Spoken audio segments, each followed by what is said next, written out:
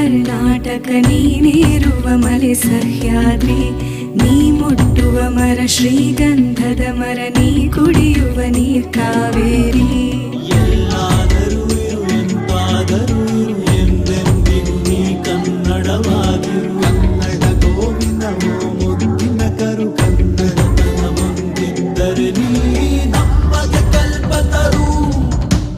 ಬಾರಿಸು ಕನ್ನಡ ಡಿಂಡಿಮವ, ಓ ಕರ್ನಾಟಕ ಹೃದಯ ಶಿವ.